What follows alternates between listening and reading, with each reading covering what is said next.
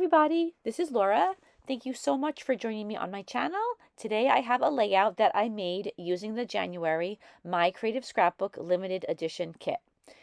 For this layout, I'm going to be using a cut file. My Creative Scrapbook subscribers have access to lots of beautiful cut files, and as soon as I saw this cut file, I knew I had to use it. You'll see it in a few moments. What I'm doing right now is I am inking the edges of some strips of paper that I'm going to be using as the shingles for the roof. I use my Silhouette Cameo to cut out this cut file. It's not like the ones that have to be backed. This is a solid shape. I'm using some Distress Oxide in Victorian Velvet to ink the edges. I ink the outside edges, and I do the best I can to ink all of the inside edges as well. I never used to use pattern paper for cut files because in the past I had a Silhouette Cameo that for whatever reason didn't really function that well. So I went on eBay, I bought another Silhouette Cameo. It's probably a year or more by now. And that Silhouette Cameo has worked perfectly. So now I don't feel so worried because in the past it was really a coin toss and I never knew if I was going to get the image that I was looking for or a mangled piece of paper. It is not so bad if it's a white piece of paper, but when it's a piece of pattern paper, that can really hurt. To make these strips of paper, I use a Fiskars Scalloped border punch. I used Distress Oxide in Hickory Smoke and Weathered Wood to ink the edges.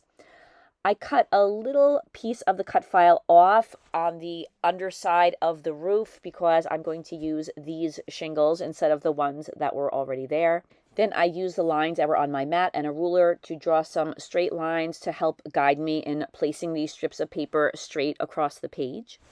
Then I started at the bottom of the roof and I began layering the strips of paper on top of each other. I'm using ATG adhesive.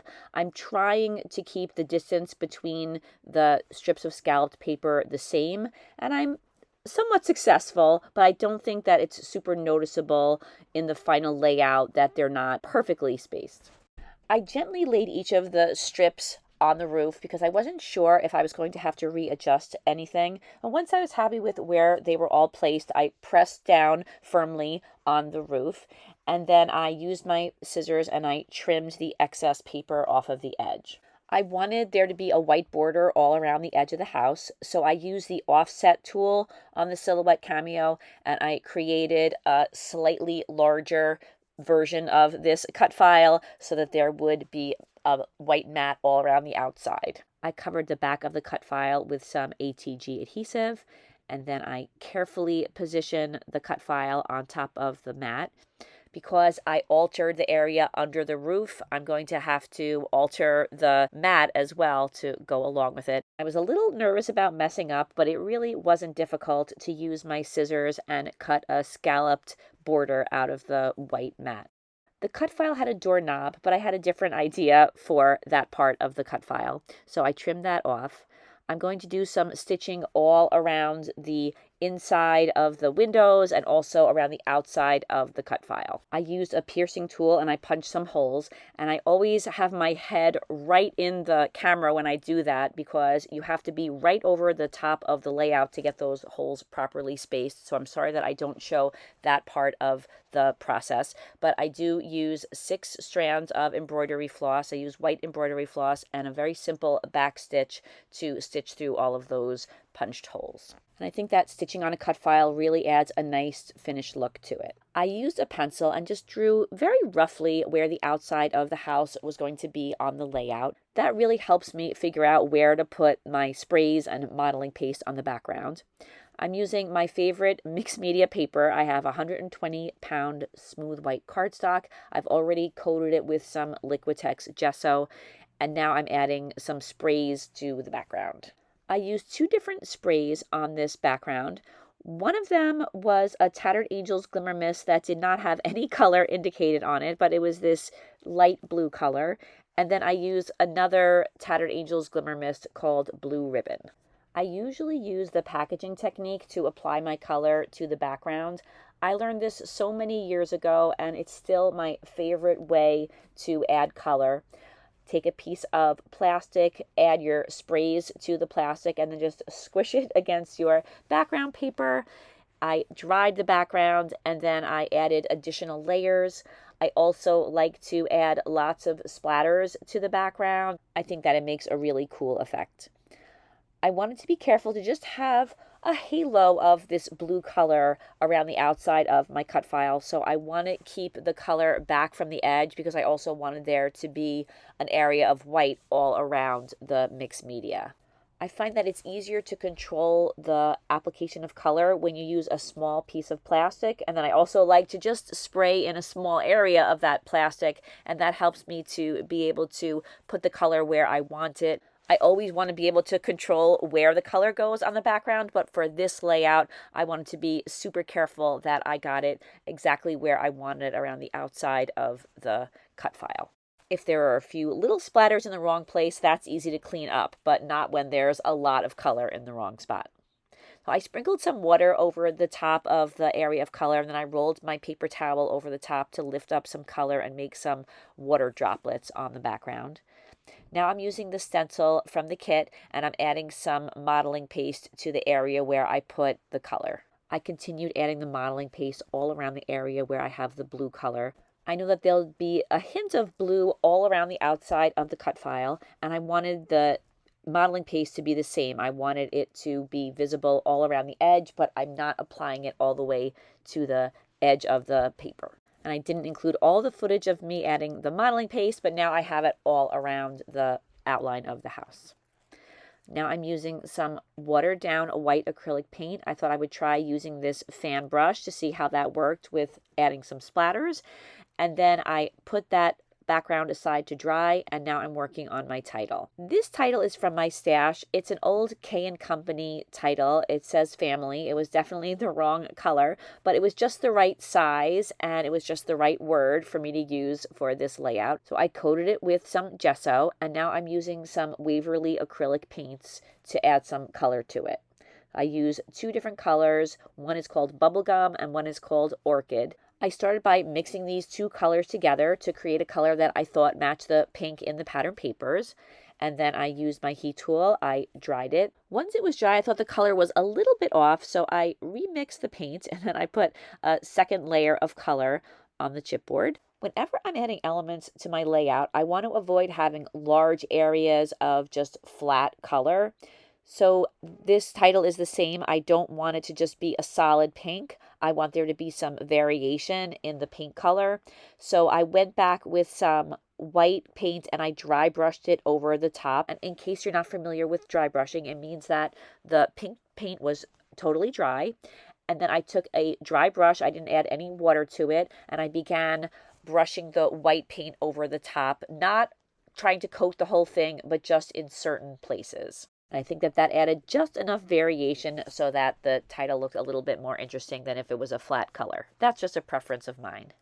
I wanted there to be a pink border all around the outside of the layout, so I trimmed the mixed media background down a little bit, about 1/4 inch on each edge. Then I used this piece of pink cardstock from my stash. It was not quite the right color, so I gutted the center. I attached it down to a piece of white cardstock, and now I'm using some Distress Oxide in Victorian Velvet, and I'm inking just around the edge of the paper, the part that will be visible when I layer the mixed media background on top of it. The color is definitely not perfectly applied, but you will just see a little hint of it around the outside once I attach this background down to it. I put quite a bit of ATG adhesive on the back of the mixed media paper. It's a pretty heavyweight paper, and I want to make sure that it stays attached down to the background. Because I have so much adhesive, I have to be really careful about how I position the paper, because if I make a mistake, it's really hard to get it off of the paper that I've mounted it to. Luckily, everything is straight, and now I can attach this cut file down to the background. And once again, I use quite a bit of ATG adhesive. I position the cut file in the center of the layout and I press it down. You can see that I added some things to the cut file. I added a photo in each of the 4 windows. I also put some of the same gray pattern paper that I used for the roof behind the tops of the windows and also the center window and the door. And then to add a little bit more variation to the title, I inked the edges with the Victorian Velvet Distress Oxide. I put some adhesive on the back of the title and then I attached it down to the roof. Now I have all of the major elements attached down to the layout and I am ready to embellish. I use some die cuts, I use some dimensional flowers, and I also use a whole lot of fussy cut pieces. The collection that's in the January kit is from Prima Marketing. It's called French Blue, and it has some gorgeous flowers on one of the pattern papers, and I fussy cut a whole sheet of those flowers out. I also did some fussy cutting from some of the other sheets, so I have lots and lots of flowers that I'm going to be layering on top of the background and the cut file. First, I want to ink the edges of all of these elements, so I'm using those same colors of Distress Oxide that I used on the cut file, Hickory Smoke, Weathered Wood, and Victorian Velvet, and I ink the edges of all of these fussy cut pieces and die cut pieces. As you saw, I also ink the edges of the dimensional flowers with the Distress Oxides. It's a very subtle look, but I think that it adds just a little bit of something to the look of those flowers. I began tucking the flower clusters in a couple of different spots around the house cut file. I know that I want to add some butterflies, so I have the butterflies in opposite corners and then another butterfly right underneath the title.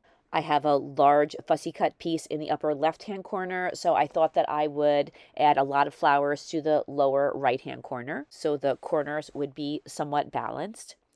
I also added a number of fussy cut little tiny pink butterflies to each of those windows that has a photo. I add a tiny flower to the window that's on top of the door, and then I began using some ATG adhesive and attaching down these flower clusters and other embellishments. I used foam on only a couple of the clusters, one on the left-hand side of the house and then some in the upper right-hand corner, and then I continue with my ATG adhesive until everything on the layout is attached down. The only thing that I haven't attached down yet are those blue butterflies. I wanted to put some foam on the back of their wings to give them a little bit of dimension. I put a thin strip of foam on each of the butterflies' wings, and then I put some adhesive on the pieces of foam and also on the center of the butterfly. Then when I press down on the butterfly, the wings pop up.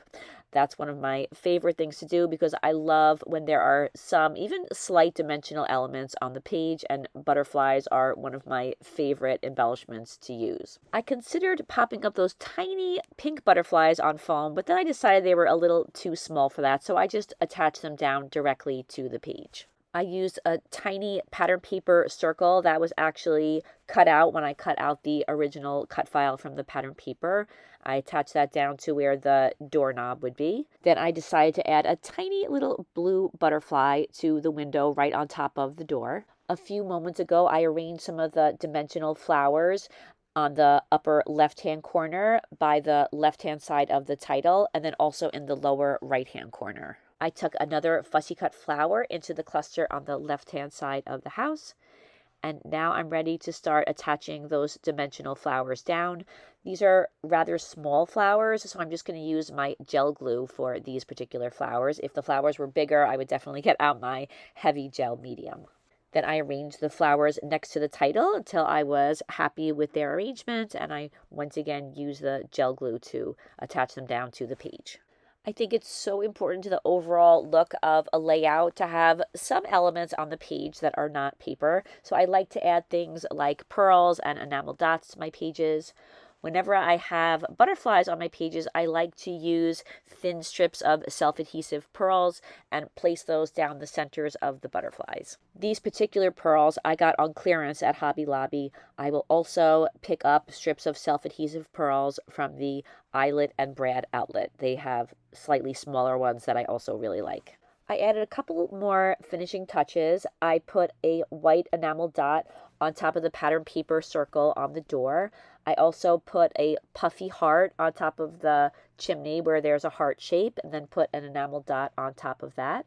This collection had some really nice images of birds, and I love to add birds to my scrapbooking layouts. So I inked the edges of both of these fussy cut birds. I put the larger one in the upper right-hand corner. I just tucked it in among the flowers.